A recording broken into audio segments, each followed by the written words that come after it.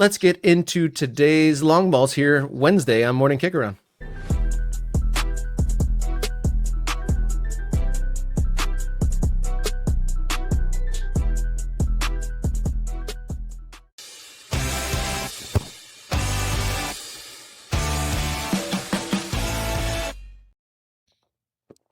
As we wake up and get to it here on Wednesday, let's hit our long balls for the morning.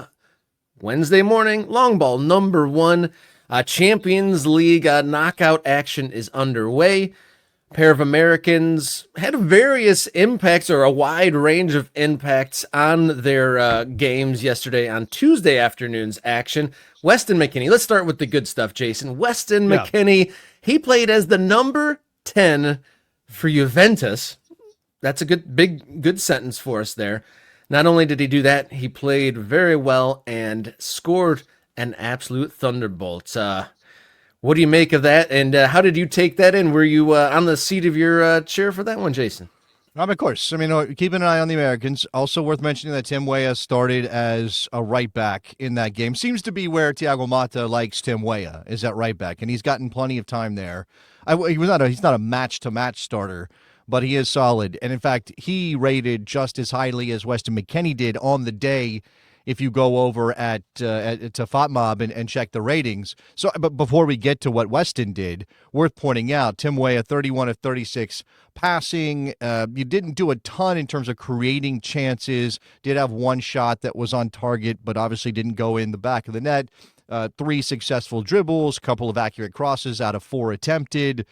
Just solidly stable. Defensive actions, 8, recovery, 6. It's what you want from a fullback, right? That he's got to get up the field. We know what Tim Weah delivers in the attacking end, but I think it's the fact that he is sort of a solid choice defensively that is interesting when it comes to his development. Now, of course, we don't know when we get to March and when we get to the full team again how Mauricio Pochettino will decide to deploy these guys, but I just want to make that reference here that Tim Weah is playing and playing well. Obviously, McKennie is the guy that you pay attention to more. 68 minutes, did get pulled off at the 68-minute mark, scored that goal. That's a sort of classic Weston McKennie goal. He's lurking.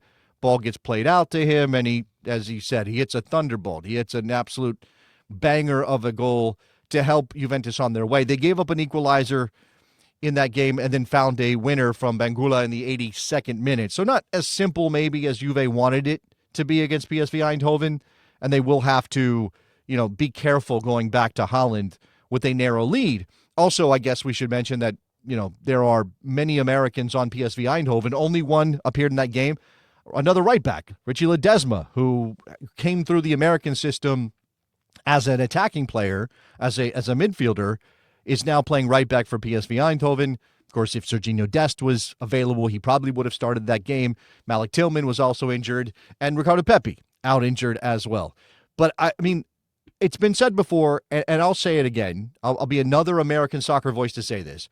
Weston McKennie does not get nearly enough credit for what he's done at Juventus. He does not get nearly enough attention, not just from American soccer people, who I think take him for granted on some level, but from everybody. Like, sort of the world football community should be looking and seeing what he's doing. And I'm not saying that Weston McKennie is world class or that he deserves to be voted into best 11s or win awards. What I'm saying is at every turn, every time there's a managerial change at Juve, he gets relegated to some sort of secondary role, or he's not training, or he gets left out of the traveling squad for the American trip in preseason. And then what does he do?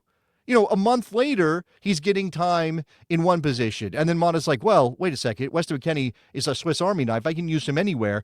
Keeps deploying him. And what is he? He rewards Motta's faith, as he did before with all these other managers, with incredible performances, goals in the Champions League. Hats off to Weston McKennie, rather. And I'm a military brat. He's a military brat. I'm just going to give him a little salute. Add that to the list here.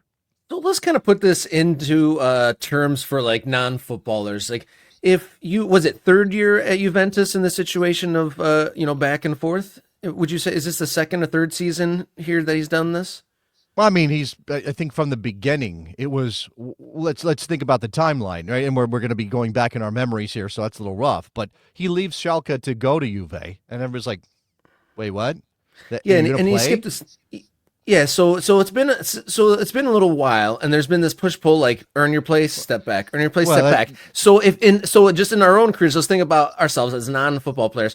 So moving forward, thinking about Weston McKennie's future, if you keep on earning, say, 1 year contracts at your regular day job, and then you're finally recognized for it, let's say hypothetically they do lay out a real contract that to make him an established player in the squad, would you want that after having to prove yourself on the on bit part roles this far? I mean, opening up to you, to the chat, if they came with a great deal, would you want it, or you say you should have done this like a year or two ago and move on to a different company? I think what is tough here is, and this has always kind of been lurking around Weston and his story in Turin. So obviously he had the period at Leeds, which was disastrous, which, you can go back and obviously criticize Weston, and I think he himself has recognized maybe I wasn't in the right place. Maybe I didn't have the right approach to English football. Maybe I thought I needed to be one kind of player when actually I could have been a different kind of player and would have succeeded. So there's some level of criticism to levy at Weston, and he doesn't make it easy on himself, right? There's often this idea that he comes into camps overweight, that he doesn't seem to be as serious about his craft as some other guys, and that's maybe just a personality thing, and it's unfair to Weston McKennie. Just because he's happy-go-lucky and a fun guy to be around doesn't mean he doesn't care about what he does or that he's not committed to being a very good footballer. But I do think that that's part of the story, is that it consistently is. It's easy to underrate Weston McKennie because of how he carries himself, right? And then there's this moment, this thing that's happening at Juve. Juve is the most famous club in Italy. They're the most successful club in Italy. They think of themselves as title contenders, title winners in waiting at every moment, right? This is the thing about Juve, is when they finished fourth, it's a disaster by their standards. So is Weston McKennie a player that Juve can use to get back to the top of the mountain and compete with Inter and compete with Napoli? Or is Weston McKennie a transitional player for Juventus at this point? And if they are going to get back to challenge Inter, to challenge Napoli for Scudettos, to be a Champions League winning caliber team, because they've been in finals in recent memory, do they have to move on from Weston McKennie? And so I don't know that it's going to be them saying, here's a 5-year deal. We really think you're important here. We'll reward everything you've done. I think they're going to continue to do this because they still aren't convinced that he's the quality they need to be the Juve they want to be. Speaking of unconvinced, Niko Kovac at Dortmund, he's had 2 games at the helm. We talked about it earlier on the show. Like, check the roster, see if he's there. Maybe don't book your whole day around the Dortmund game. And those who checked ahead of time were rewarded, unless they're Dortmund fans. Only saw a few minutes at the weekend and was on the bench and did not play for Dortmund yesterday. Yeah, so they're obviously not a shock. I mean, regardless of a new manager. In fact, a new manager might be even more difficult, right? Because what does Niko Kovac see when he goes back and reviews tape on Dortmund? He's going to see very little of Gio Reyna. He's going to see a couple of nice moments, back heel assist and those kind of things. A goal, I think, where did he score that goal? Holstein Kiel or wherever he scored that goal. A couple of nice moments, but not enough to say, oh, that's the guy that I need to have in my lineup from the outset. If anything, the tape that Niko Kovac has on Gio is he is a super sub. And you bring him in most of the time when you're chasing a game. Because I don't know that he's a terrible defender, Rob, but he's not a good defender. We're not going to say that Gio Reyna's defensive work is one of his calling cards. No, so not. If you're Niko Kovac, you're not going to go, well, we're up 2-0. Let's bring in Gio Reyna, unless you think holding the ball is important and you ask him to do that, which could be the logic. But they won this game against Sporting 3-0. There was no reason to bring in Gio Reyna when you have control of the game the way that Dortmund did. I don't necessarily think that beating Sporting Lisbon proves anything about improvement at Dortmund under Niko Kovac. They did have the poor result on the weekend, so it's not as though he stepped into the fray and suddenly Dortmund got better. And maybe that's not fair to Niko Kovac, But man, I'm not enthusiastic. I'm not optimistic right now that Gio Reyna is suddenly going to get a bunch more time under Niko Kovac. And, with next week's game, with them up 3-0 on aggregate, there's a chance he could play in that match, maybe, depending on how the league weekend goes and those kind of things. That's unfortunate, though, that we as interested onlookers are hoping for some garbage time so that our guy can get in a game. That's a tough spot.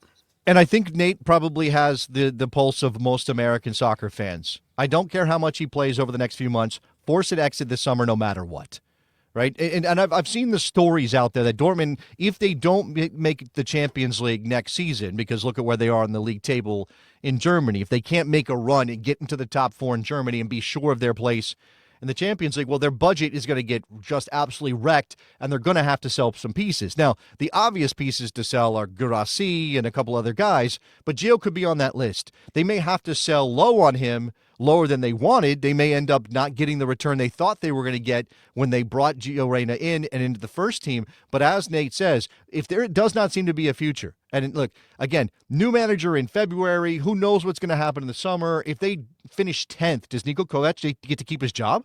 Like, I honestly believe that they might make another change. And why would you want to go through that if you're Gio Reyna? Now, again, the problem with Gio consistently is, where should he go that's a good fit? That doesn't feel like a massive step down, because I definitely think that Gio sees himself as a contributor to a top 5, top 10 in those leagues level at the very lowest. And how many clubs like that are coming in for Gio?